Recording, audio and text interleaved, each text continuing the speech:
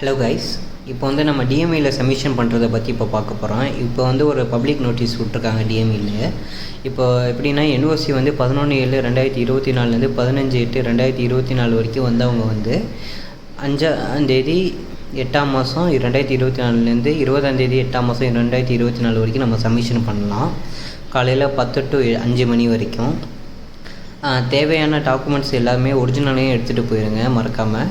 ரெண்டாவது நமக்கு முக்கியமான டாக்குமெண்ட்ஸ் என்னென்ன சப்மிஷன் பண்ணணுன்னா, ஃபஸ்ட்டு ரெக்வெஸ்டேஷன் லெட்டர் எப்படி எழுதணும்னு வந்து நான் கடைசியாக அது ஒரு இது போடுறேன். ரெண்டாவது வந்து என்ஓசி வந்து நம்ம எம்ஜிஆர் யூனிவர்சிட்டியில் கொடுத்துருப்பாங்க. அது ஒரு ஜெராக்ஸ் காப்பி எடுத்து அது கீழாப்பில் நீங்கள் ஒரு சைன் மட்டும் போட்டுக்கணும். அதேமாதிரி eligibility certificate of Tamil Nadu கவுன்சில்னு இருக்கும், அதுவும் ஒரு ஜெராக்ஸ் காப்பி எடுத்து அதுலேயும் சைன் போடுற மாதிரி இருக்கும். அது வந்து ப்ரொவிஷ்னல் எலிஜிபிலிட்டி சர்டிஃபிகேட்னு சொல்லுவாங்க. நாலாவது வந்து ஸ்க்ரீனிங் டெஸ்ட் பாஸ்ட் சர்டிஃபிகேட் வந்து நம்ம டெல்லியில் போய் வாங்கியிருப்போம் பார்த்தீங்களா, அந்த சர்டிஃபிகேட் வந்து ஒரு ஜெராக்ஸ் காப்பி எடுத்துகிட்டு அதில் வந்து கீழாப்பில் சைன் போடுற மாதிரி இருக்கும். ஐந்தாவது வந்து eligible certificate of medical council of India. இது வந்து நம்ம எக்ஸாம் எழுதுறதுக்கு முன்னாடி எலிஜிபிள் சர்டிஃபிகேட்டுன்னு ஒன்று வாங்கியிருப்போம். ஸோ அந்த இதை வந்து நம்ம வந்து ஒரு ஜெராக்ஸ் காப்பியை எடுத்து அது கீழாப்பில் நம்ம சைன் போட்டு வச்சுப்போம். ஆறாவது வந்து நம்ம டிகிரி சர்டிஃபிகேட், நம்ம காலேஜில் பாஸ் ஆனதுக்கப்புறம் பாஸ் சர்டிஃபிகேட் ப்ரொவிஷனல்லாம் சொல்லி கொடுத்துருப்பாங்க. அதை நம்ம ஜெராக்ஸ் எடுத்துகிட்டு அதையும் கீழே சைன் போட்டு ஒரு பேஜில் நீங்கள் சைன் போடுற மாதிரி இருக்கும். அதுக்கப்புறம் NOC certificate submitted foreign institution. இப்போ நம்ம வந்து நம்ம காலேஜ் படிச்சிருப்போம்னு வச்சுக்கோங்களேன், அந்த காலேஜில் வந்து இப்போ என்ஓசின்னு கொடுத்துருப்பாங்க, நோ அப்ஜெக்ஷன் சர்டிஃபிகேட்டுன்னு. அந்த சர்டிஃபிகேட்டில் நீங்கள் வந்து உங்களோட ஒரு நார்மல் ஜெராக்ஸ் எடுத்து அதில் வந்து செல்ஃப் அட்டஸ்டேஷன் பண்ணணும். இப்போ கீழே அப்படி அதுலேயும் சைன் பண்ணணும். எல்லா டாக்குமெண்ட்ஸ்லேயும் நீங்கள் மறக்காமல் சைன் போட்டிருக்கணும்.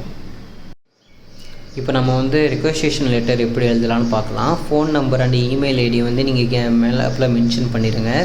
ஃப்ரம்னு போட்டு உங்கள் நேமு, காலேஜ் நேம், நீங்கள் எந்த காலேஜில் படிச்சிங்களோ அந்த காலேஜ் நேம் போட்டுருங்க. அட்ரஸ் வந்து இந்தியாவில் நீங்கள் எங்கே இருக்கீங்களோ அந்த அட்ரஸை போட்டுருங்க.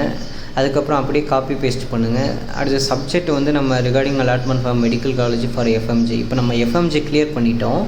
எஃப்எம்ஜி கிளியர் பண்ண உடனே 1 இயர் இன்டர்ன்ஷிப் நம்ம பண்ணணும். ஸோ நம்ம அதுக்காக வந்து நம்ம இதை எழுதுகிறோம். So I have completed my MBBS course in Philippines. நான் பிலிப்பைன்ஸில் படித்தனால பிலிப்பைன்ஸ்னு போட்டேன். இன்கேஸ் நீங்கள் ரஷ்யா, உக்ரைன், எனி அதர் கண்ட்ரின்னா வச்சுக்கோங்க, நீங்கள் அதை மென்ஷன் பண்ணுங்கள். இதை இந்த மாதிரி எழுதிட்டு அதுக்கப்புறம் அங்கே எடுத்துகிட்டு போனதுக்கப்புறம் டிஎம்இயில் நீங்கள் சப்மிஷன் பண்ணுற இடத்துல வந்து ஒரு பேப்பர் கொடுப்பாங்க. இப்போ வந்து அந்த பேப்பரில் என்னென்ன காலேஜ் இருக்குதோ அதில் நீங்கள் ஒரு 4 காலேஜை சூஸ் பண்ணி எழுதுகிற மாதிரி இருக்கும். ஸோ நீங்கள் அங்கே போனதுக்கப்புறம் நீங்கள் காலேஜை சூஸ் பண்ண முடியும். நீங்கள் இங்கே காலேஜை சூஸ் பண்ணுறதே கூடாது. அதே மாதிரி பிளேஸ் வந்து சென்னை 10ன்னு அங்கே இருக்கும். டேட்டு வந்து நீங்கள் என்றைக்கு சப்மிஷன் பண்ண போகிறீங்களோ அந்த டேட்டை போட்டுங்க, கீழாப்பில் இருக்கும். அதுக்கப்புறம் சைனு, உங்கள் நேம் எழுதி நீங்கள் அதுக்கு மேலே சைன் போட்டுக்கோங்க. அவ்வளோதான். இந்த வந்து நீங்கள் டிஎம்ஐயில் சப்மிஷன் பண்ணிச்சிட்டிங்கன்னா கொஞ்ச நாளில் நம்மளுக்கு வந்து அலாட்மெண்ட் மெயில் வந்து அவங்க சென்ட் பண்ணுவாங்க. அதுக்கப்புறம் நம்ம வந்து அப்ளை பண்ணுற ஃபர்தர் ப்ரொசீஜர்ஸ்னால் நம்ம அதுக்கப்புறம் அடுத்து நெக்ஸ்ட் வீடியோவில் பார்க்கலாம் எப்படி பண்ணுறதுன்னு.